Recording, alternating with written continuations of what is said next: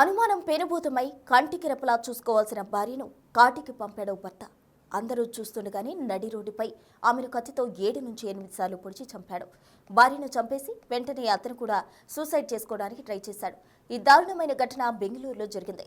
అతనికి అంతలా భార్యను చంపాల్సిన అవసరం ఏమొచ్చిందంటే, బెంగళూరులోని హెబ్బగోడికి చెందిన శ్రీగంగా మోహన్ రాజు 7 ఏళ్ల క్రితం పెళ్లి చేసుకున్నారు. ఈ జంటకు 6 సంవత్సరాల కొడుకు ఉన్నాడు. ఎంతో సంతోషంగా ఉన్న వీరి కాపురంలో ఓ అనుమానం చిచ్చురేపింది. దీంతో భార్యపై అనుమానం పెంచుకున్న మోహన్ తరచూ గొడవ పడేవాడు. తన స్నేహితుడితో అక్రమ సంబంధం పెట్టుకుందని భార్యను అనుమానించసాగాడు. ఈ నేపథ్యంలో 2-3 సంవత్సరాలుగా ఇద్దరు గొడవ పడుతూనే ఉన్నారు. దీంతో భార్యాభర్తలు గత 8 నెలలుగా విడివిడిగా నివసిస్తున్నారు.